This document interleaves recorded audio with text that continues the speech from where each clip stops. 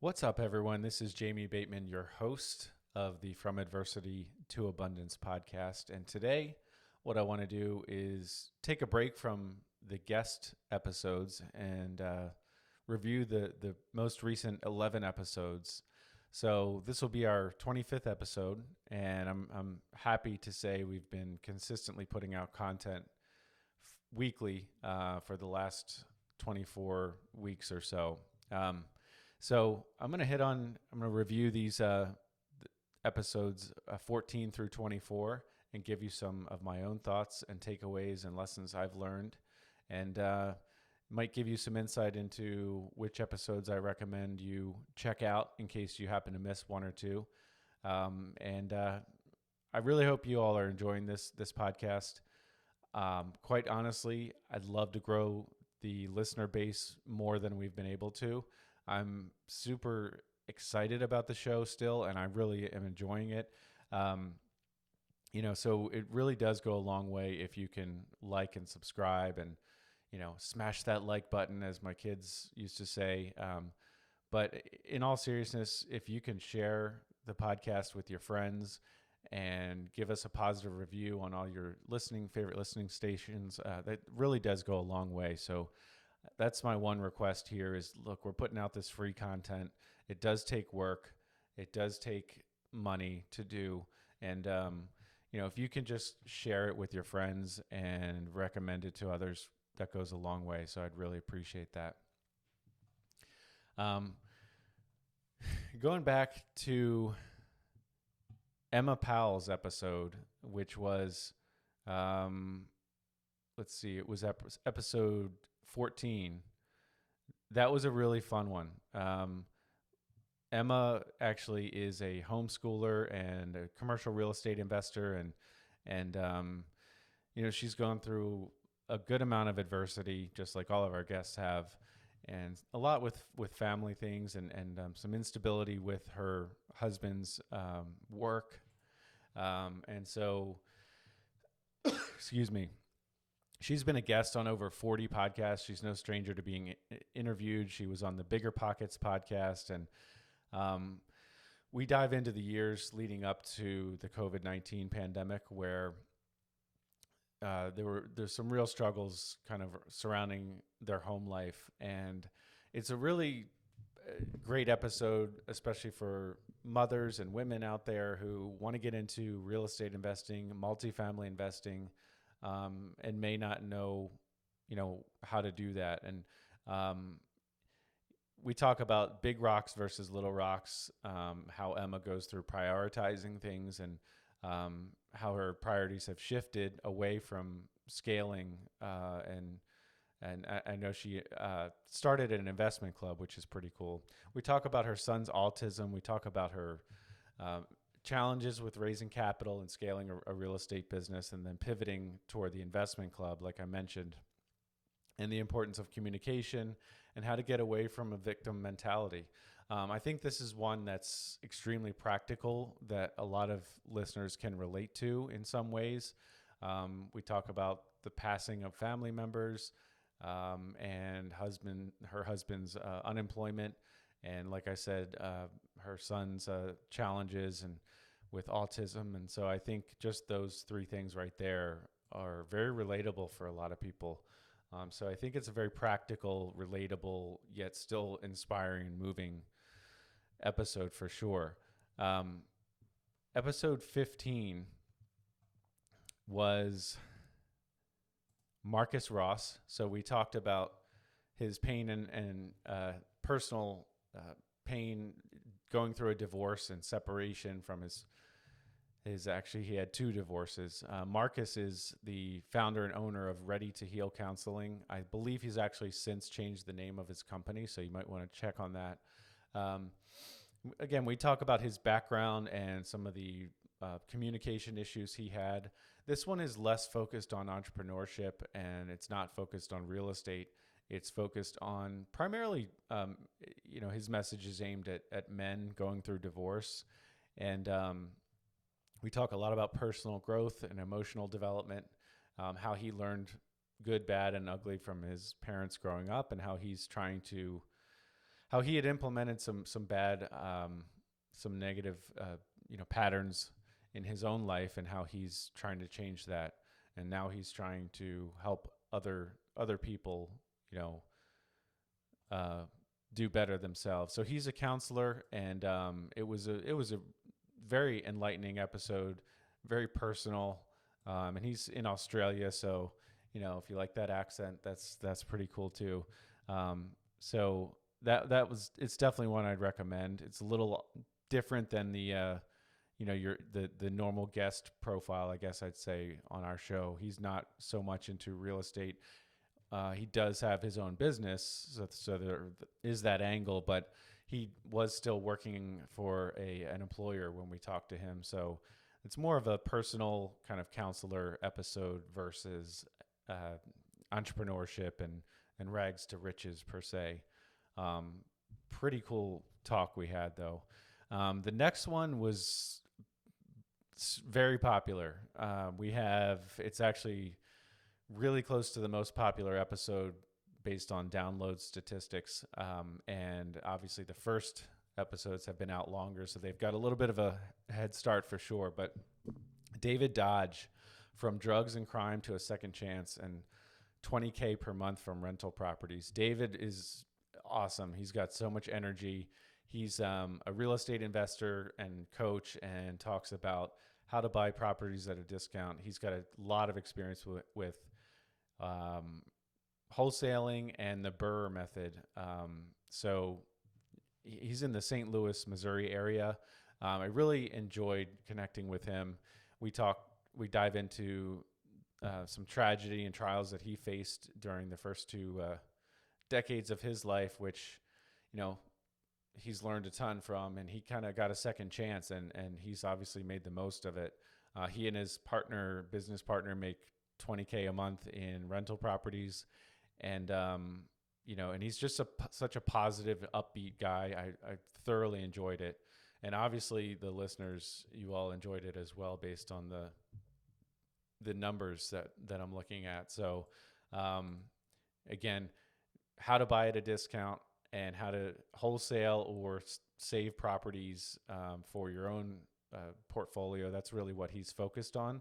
But again, we did dive into some real serious stuff as far as challenges that he faced regarding the loss of his parents before age 18, as well as he was facing a 7-year prison sentence in his 20s. And so that didn't end up happening, but he still went through some real adversity regarding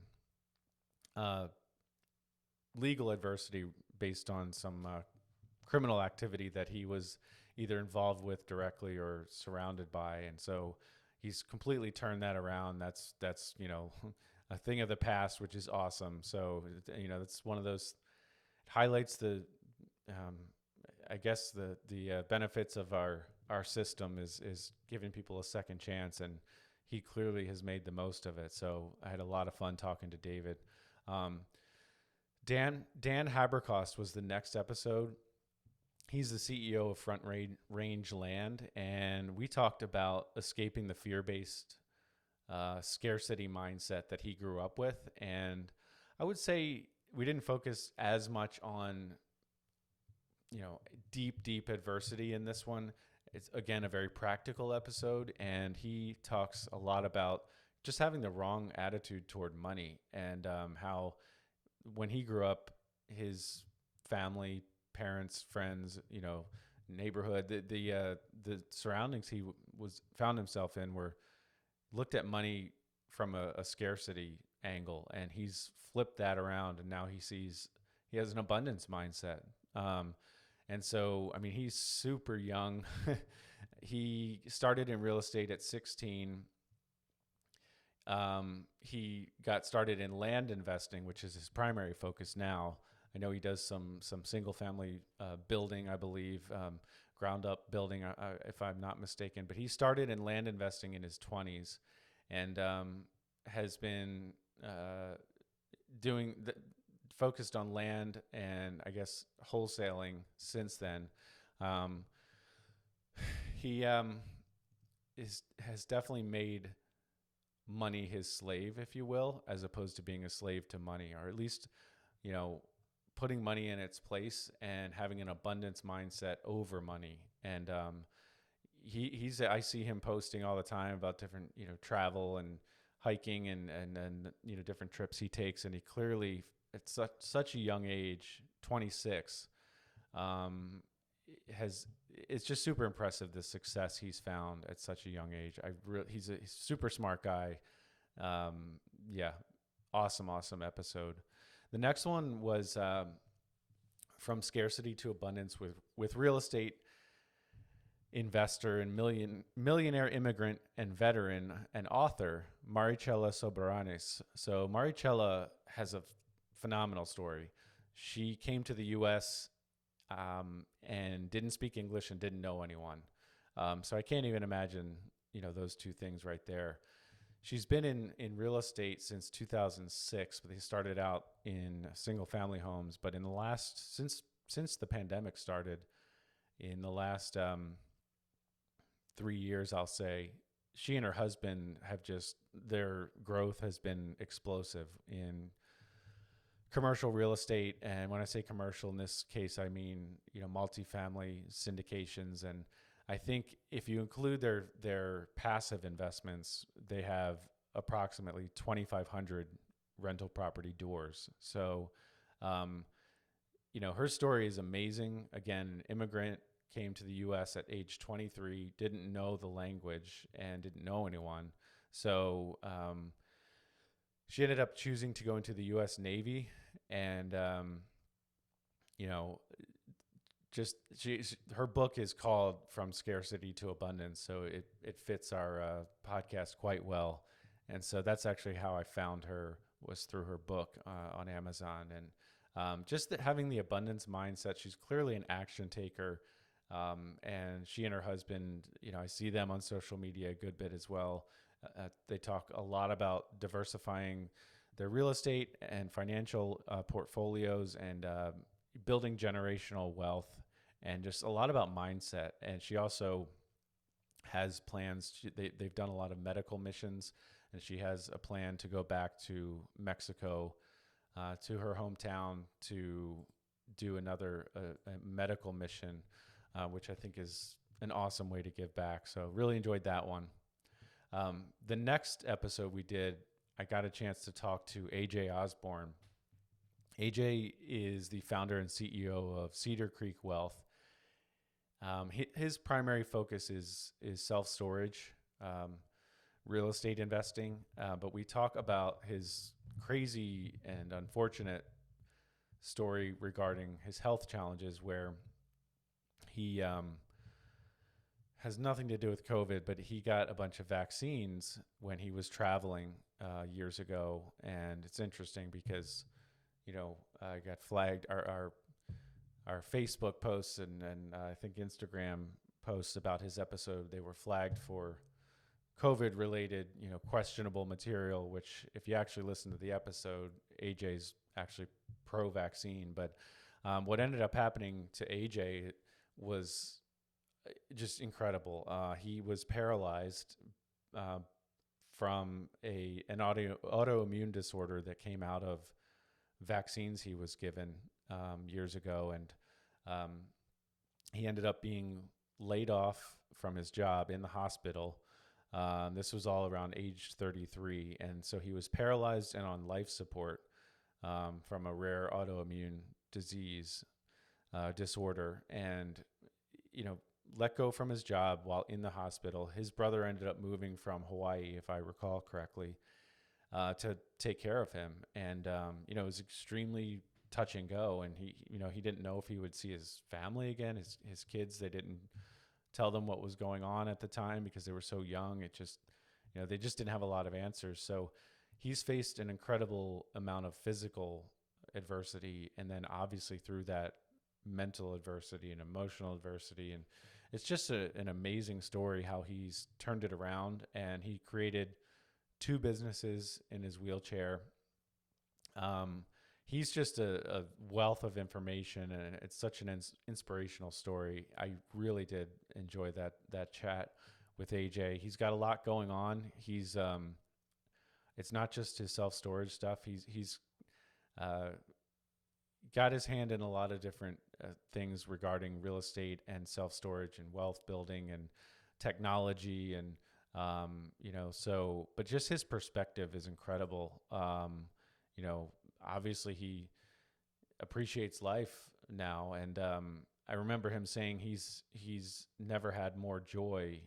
He's got more joy now than he ever did, and he's in more physical pain now than he was before, which seems counterintuitive, right? But that's a kind of a must listen, I would say, that episode. It's really one of my favorites. Next one was Kevin Dahlstrom. And so this is, I called it Climbing Rocks, Not the Corporate Ladder. How and why Kevin Dahlstrom walked away from a 7-figure job. Kevin was making, I'll say, $1.2, $1.3, $1.4 million a year. I don't know exactly how much. It doesn't really matter. That's a lot of money. And that was in, as a marketer, chief marketing officer, I believe, could be wrong, but he walked away from that much in salary. And, on one hand, you could say, oh, well, he was making so much, he's got so much saved up, that's easy to do. On the other hand, if you know you're going to get $50,000 deposited into your bank account in 2 weeks, it's kind of tough to walk away, in my opinion. So, but we talk about 3 different main types of adversity that Kevin went through. One was family dysfunction growing up, and sounds like we didn't get into too many specifics on that, but it sounds like he faced very serious adversity regarding kind of his upbringing and just didn't have the best environment, it sounds like. The tumultuous upbringing for sure. And then we also do talk about some real, health challenges that Kevin faced for, I think it was about 10 years that he faced real health challenges. And you got to understand, this guy he's 50 or 51 now. He's in incredible shape. He's one of my favorite follows on Twitter. He just drops wisdom all day long on Twitter. It's so practical and so insightful. I thoroughly enjoyed this conversation with Kevin. He so the 3 main areas of adversity that we talked about were the upbringing and his surroundings there, and then the health challenge that he went through. And then I guess I'm actually trying to remember what the third one was. At the end of the day, he was making a ton of money and wasn't satisfied, wasn't happy. And so this is a really good one for, people to understand that money, the love of money, and money, it's not going to solve all your problems. There's more to life than money. And why retirement is a trap for many people. And essentially, he faced a midlife crisis. And he calls it a reset, but I think I'll say 48 years old, something like that, moved his family from Texas to Boulder, Colorado. He quit his job and he was retired for about 3 weeks. Realized that wasn't going to cut it either. But now I think he just has things in perspective a lot better than chasing the almighty dollar. And he is a rock climber. He's in incredible shape. He started a company called Swell, and that company I think is going to be a huge success. They're doing some really cool things with Swell. It's pretty fascinating. Trying to bring all different investment types and investment options, not just the stock market, but a lot of real estate investment opportunities that currently are mostly for accredited investors. Swell is focused on bringing a lot of those opportunities to kind of the average non-accredited person out there, which is awesome. And then they're also going to be working, or maybe already are, I'm sure, working on, allowing people to have credit that's, unsecured debt, credit that's in the more reasonable range, say maybe 8 to 10% versus this crazy 20 to 24% of credit card, debt. So he's really serving the kind of non-accredited investor, and it's pretty awesome. But he's just such a genuine and smart, fun guy to talk to. I really enjoyed talking to him. I'd love to have him back on. I think he's one of those guys that's just going to do well at whatever he does. Really a fun, insightful episode for sure. We just couldn't. He has too much knowledge to squeeze it all into one episode. So I'll have to try to have him back on. Brian Davies was next. So I knew Brian in high school. He's younger than me, and he got out of college. He was a college athlete, finished up college, and then experienced incredible challenges regarding his health. And so, he ended up, because of an autoimmune disorder, Brian ended up losing a leg and was dealing with severe isolation. So a lot of mental challenges from the physical challenges that he had experienced. And so his life did not take the course he expected after college. And he goes through, he's a very good storyteller. It's a very moving episode. I would say it's less focused on, wealth or real estate. It's not focused on that at all. Actually, it's not so much focused on the abundance in today's world as far as, investing or entrepreneurship, but an incredibly moving episode. Brian is passionate, funny, really. I mean, he's a great guy, and he's just all about helping others, getting his story out there to help others. He's a genuine person. The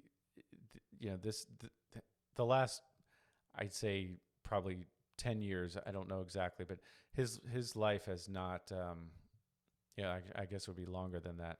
A huge chunk of his life has just been him dealing with these physical challenges that, honestly, he didn't ask for. He didn't do anything to kind of bring this on. So it's not like he was making all these poor choices and then he got this physical ailment. It just happened to him.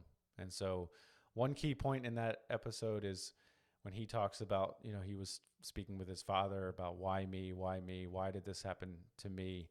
And his father says something like, well, who would you wish this upon then? If it's not you, who would you want this to have this pain and these trials and tribulations? And then secondly, his dad says, what are you going to do about it?